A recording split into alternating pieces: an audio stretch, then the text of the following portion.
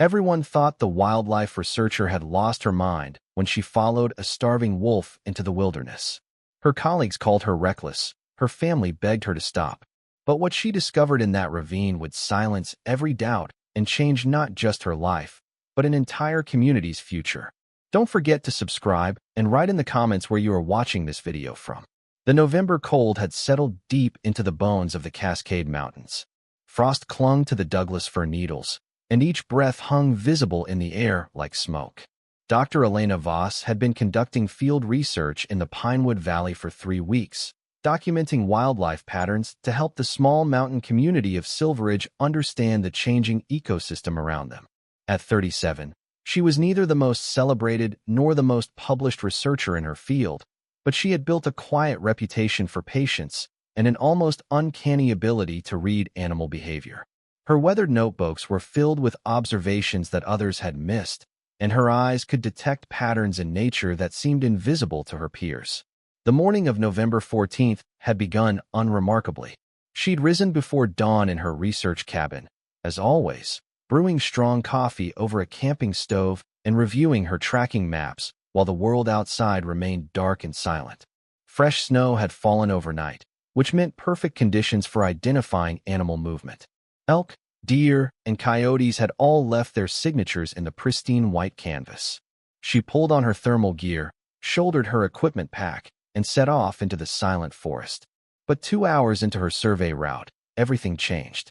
She saw the wolf emerge from behind a cluster of snow-laden pines, moving with the unsteady, faltering gait that could only mean one thing: starvation. Its gray coat hung loose over protruding ribs, and its movements lacked the fluid grace that healthy wolves possessed. Elena froze immediately, her hand moving instinctively to the bear spray on her belt. A starving wolf was desperately dangerous, unpredictable in its hunger. Protocol was clear: maintain distance, make yourself large, back away slowly. But this wolf did not approach aggressively.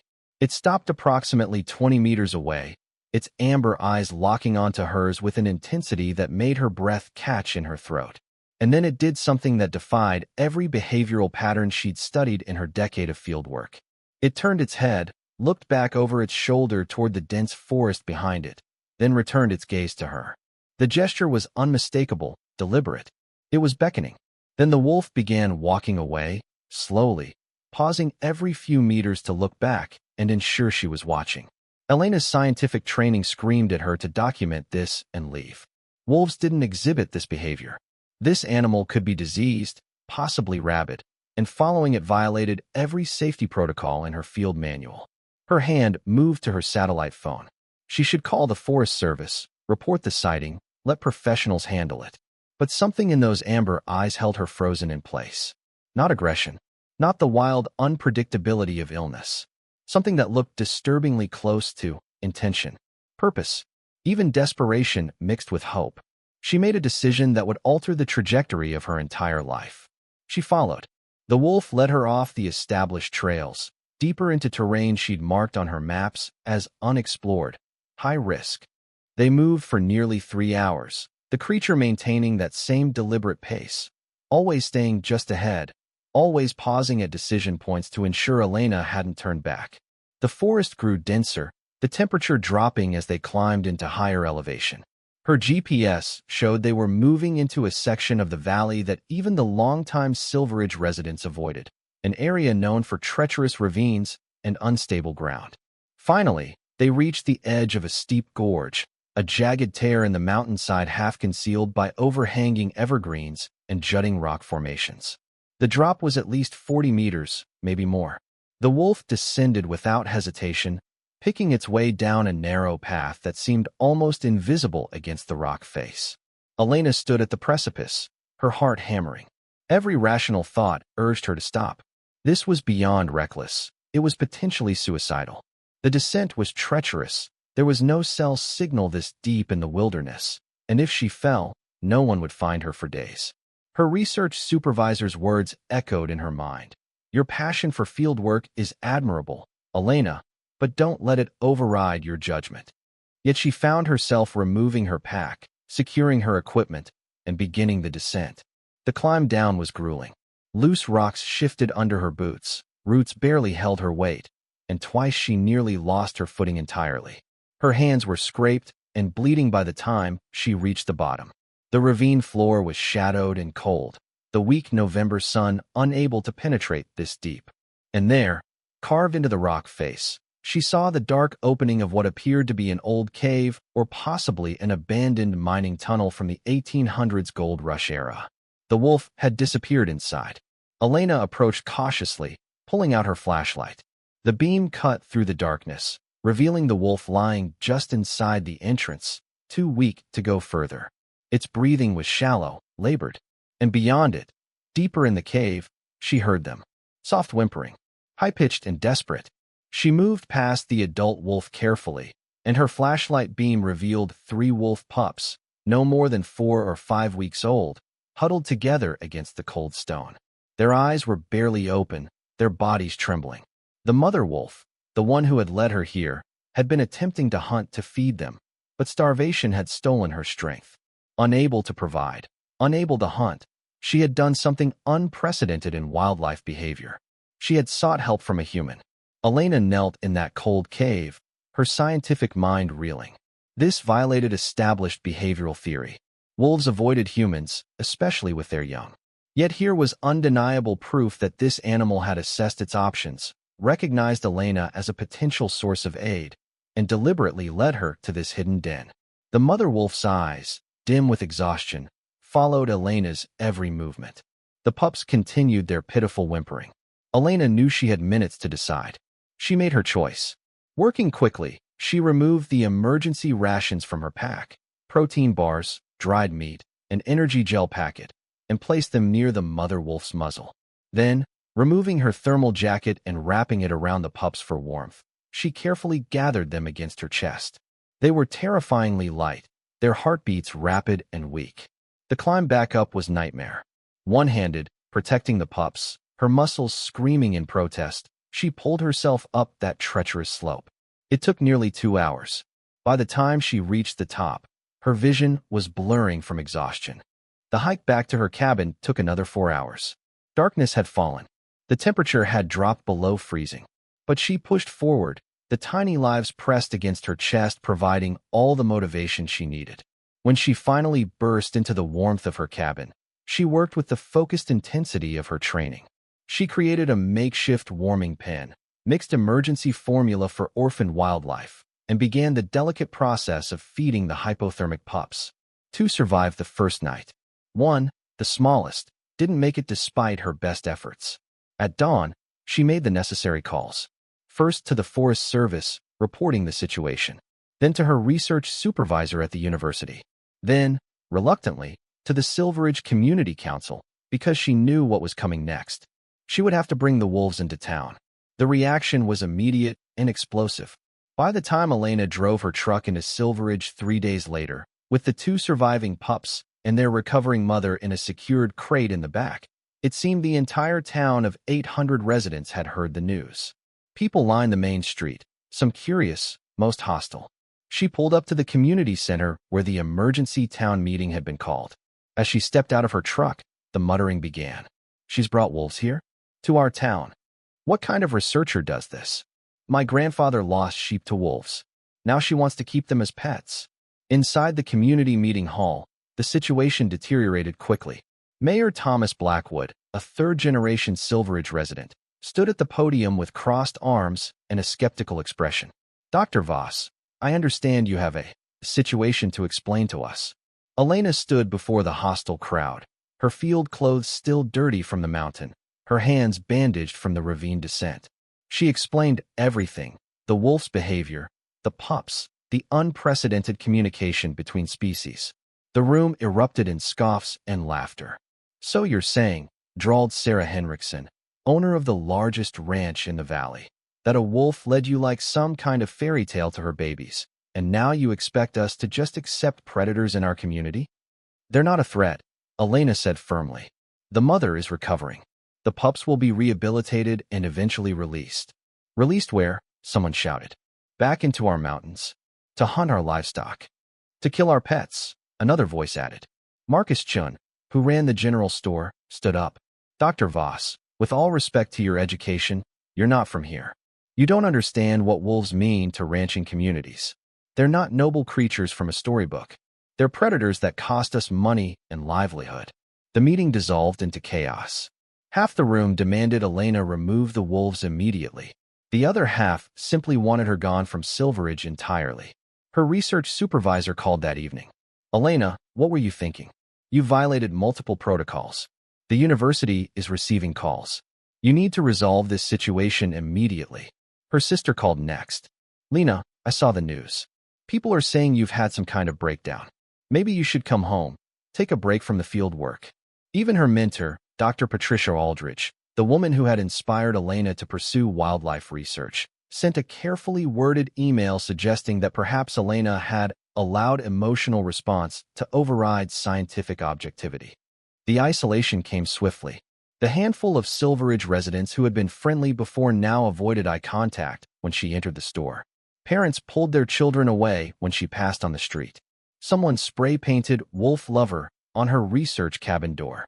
At the local diner where she'd sometimes eaten breakfast, the waitress who had always been chatty now served her coffee in cold silence while other patrons whispered and stared. Children began calling her Wolf Woman and howling when she drove past. Teenage boys would sometimes park outside her cabin at night, honking their horns to disturb her work. Even the scientific community began to distance themselves. Conference invitations dried up. A paper she'd submitted for publication was rejected with the note, "Recent behavioral decisions call into question the author's observational objectivity." Yet every evening, when the hostility of the town faded into the quiet darkness of the mountain night, Elena sat in the secure enclosure she'd built behind her cabin. The mother wolf, she'd named her Luna, had regained most of her strength and watched Elena with eyes that no longer held desperation, but something closer to recognition. The two pups, whom she'd named Aurora and Frost, played with increasing vigor, their coats growing thick and healthy.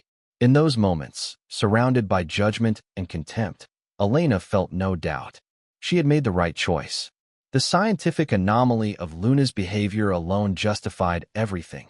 A wolf deliberately seeking human help represented a breakthrough in understanding animal cognition and cross-species communication.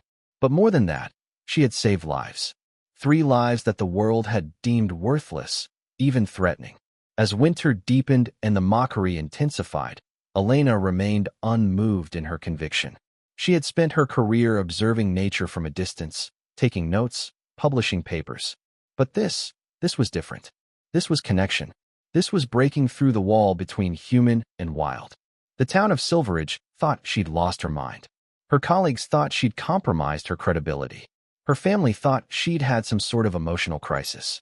None of them could see what she saw each night in Luna's eyes. Trust earned, life preserved, and a relationship between species that shouldn't exist according to every textbook ever written. What Elena didn't know, what no one in Silveridge could possibly imagine, was that the wolves she'd saved would soon prove their worth in ways that would silence every critic and transform the community's understanding of the wilderness surrounding them. But that revelation was still weeks away. For now, she endured the isolation, the ridicule, the professional consequences. She had chosen the harder path, and she would walk it alone if necessary. The mountain winds howled outside her cabin, and inside, 3 wolves slept peacefully. The mockery would continue, but so would she. The weeks that followed Elena's decision settled into a rhythm of isolation and quiet determination. She continued her official research work during daylight hours, tracking elk migration patterns, documenting bird populations, measuring snow depth and water quality in the mountain streams. But every evening, as the sun dipped below the ridge line and the temperature plummeted, she returned to the wolves. The enclosure behind her cabin had grown more sophisticated. She'd built a proper shelter using salvaged lumber and insulated panels, created a feeding area separate from the den space, and installed motion sensor cameras to document the wolves' behavior. Luna, the mother wolf, had regained her full strength. Her coat had filled out, glossy and thick, and the hollowness had left her eyes. She moved with the lethal grace that apex predators possessed, yet when Elena entered the enclosure, Luna would approach calmly, almost curiously. Aurora and Frost, the surviving pups, had grown rapidly. At 8 weeks old, They were tumbling bundles of energy, play fighting, and exploring every corner of their space. They showed no fear of Elena, which both fascinated and troubled her. She was careful never to fully domesticate them. They needed to retain their wild instincts for eventual release, but the bond that had formed was undeniable. Each night, she filled notebooks with observations. Luna's problem-solving abilities, the pup's developing pack hierarchy, the subtle communication signals between mother and offspring. This data was groundbreaking, the kind of close-range behavioral observation that researchers rarely achieved with wild wolves. Yet she couldn't publish it. Not yet. Not while the scientific community questioned her judgment. The town's hostility had not diminished. If anything, it had calcified into something harder and colder than initial mockery. Sarah Henriksen, the influential rancher, had organized a petition demanding Elena's research permit be revoked. Over 300 signatures, nearly half the town, called for her removal from Silveridge. The petition cited reckless endangerment of community safety and violation of livestock protection protocols. At the weekly town council meeting, which Elena attended to maintain her research access, she sat alone in the back row while residents stood one by one to voice their concerns. "My daughter is afraid to walk to school," said Jennifer Walsh, a schoolteacher. "She has nightmares about wolves. Is Dr. Voss's experiment worth traumatizing our children?" "The hunting outfitters are reporting clients canceling bookings," added Robert Thorne, who ran a guide service. "Word spread that Silveridge is harboring wolves. It's killing our economy." Mayor Blackwood listened with a grave expression, then turned to Elena. "Dr. Voss, I understand your research has value, but you must understand our position. This community has coexisted with wildlife for generations by maintaining clear boundaries. You've crossed those boundaries." Elena stood, her voice steady despite the hostile stares. "With respect, Mayor, those boundaries were based on incomplete understanding. Luna's behavior, seeking human help, challenges everything we thought we knew about wolf cognition. This research could transform human-wildlife coexistence across the entire region." "Or," Sarah Henriksen interjected sharply, "it could get someone killed when those wolves decide they're not as friendly as you think." The council voted to place Elena on provisional status. She could continue her research, but one incident, any incident, involving the wolves would result in immediate removal and potential legal consequences. The professional isolation grew worse. Her supervisor at the university called weekly, his tone increasingly strained. "Elena, the department head, is asking questions. Other faculty members are concerned. They're saying you've gone native, lost objectivity. You need to produce publishable results or consider returning to campus." She tried to explain the significance of her observations, but he cut her off. "Behavioral data from animals you rescued and are essentially hand-raising has limited scientific validity. You know that. The conditions aren't natural. The results are compromised." Her research grant was quietly reduced by 40%. Budget reallocation, the email explained tersely. Even her personal relationships suffered. Her sister stopped calling after Elena refused to abandon the wolves and come home for Thanksgiving. Her mentor, Dr. Aldridge, sent a final email. "I'm disappointed, Elena. I taught you to be a scientist, not an activist. There's a difference between studying nature and interfering with it." The loneliness pressed in from all sides. On Christmas Eve, while families in Silveridge gathered for celebrations, Elena sat in her cabin eating canned soup, watching Luna and the pups through the window.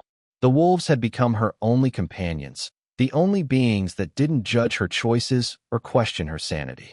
But she pressed on. Each setback only strengthened her resolve. She had endured years of skepticism in graduate school as a woman in a male-dominated field. She had survived research seasons in the Arctic where the cold cut through every layer. She had published papers that older colleagues initially dismissed, only to see them become foundational citations years later. This was no different. Endurance was her greatest skill. She began documenting everything with obsessive precision. Video footage of Luna's problem-solving abilities, how she figured out complex latches on gates, audio recordings of the pack's communication, vocalizations that seemed to correlate with specific intentions, behavioral observations showing unprecedented tolerance for human presence without loss of hunting instinct. The data accumulated in her encrypted files, waiting for the moment when the world would be ready to see it.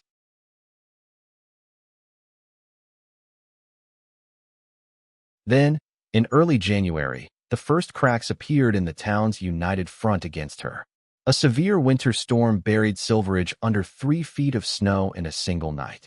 The main highway was closed, power lines were down, and several families in the outlying ranches found themselves stranded.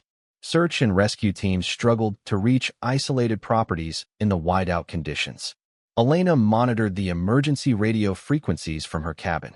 She heard the desperation in the dispatcher's voice as she coordinated limited resources across too many emergencies. A family with a sick child needed evacuation. An elderly couple had lost heat in their home. A rancher was trapped in his barn with no way to reach his house. As Elena listened, Luna suddenly stood alert in the enclosure, her body rigid, nose lifted to the wind. The pups, now 4 months old and nearly adult-sized, mimicked their mother's posture. Something had their attention. Then Elena heard it through the howling wind, a distant, desperate shout. She grabbed her emergency gear and radio, then made a decision that would compound the town's fury but prove far more significant than she could imagine. She opened the enclosure gate. "Luna," she said quietly, knowing the wolf couldn't understand words but might understand intention. "Someone needs help." Luna bounded out into the storm, Aurora and Frost following. Elena pursued them into the blinding white, her headlamp barely penetrating 5 feet ahead. The wolves moved with certainty, as though they could sense something she couldn't. They led her 2 miles through the storm to an overturned vehicle half buried in a snowbank. Inside was Marcus Chun from the general store, unconscious, hypothermic, his truck having slid off the road hours earlier. The wolves had found him when human search teams couldn't even deploy. Elena radioed for emergency assistance, then used her survival training to stabilize Marcus until help arrived. Luna and the pups waited at a distance, silent sentinels in the storm. When the rescue team finally reached them, they found Elena performing CPR on Marcus, her hands numb from cold, while 3 wolves stood watch in a protective circle around them both. Marcus survived. The story spread through Silveridge within hours. But the town's response was not what Elena expected. Instead of gratitude, she faced renewed anger. At the next council meeting, Sarah Henriksen stood red-faced with fury. "You released dangerous predators during an emergency? What if they had attacked the rescue team? What if children had been outside?" "They saved a man's life," Elena said quietly. "They found him when we couldn't." "You saved his life," Mayor Blackwood corrected. "The wolves were just there." Elena said nothing. The data on her camera would show the truth. Luna had detected Marcus's location from miles away and led Elena directly to him. But she knew they weren't ready to see it. Not yet. The contempt deepened. The town felt betrayed. She had broken their trust by releasing the wolves, even temporarily, even for rescue. Marcus Chun himself, still recovering in the hospital, sent word through his son. "Tell Dr. Voss I'm grateful, but she shouldn't have put others at risk." Elena returned to her cabin that night, watching the wolves settle into their enclosure. Luna's eyes reflected the moonlight, intelligent and knowing. "They're not ready," Elena whispered.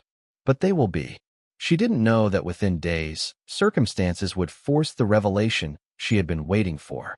The valley was about to face a crisis that would make winter storms look trivial, and the wolves would prove their worth in ways that no one could deny. But for now, she endured.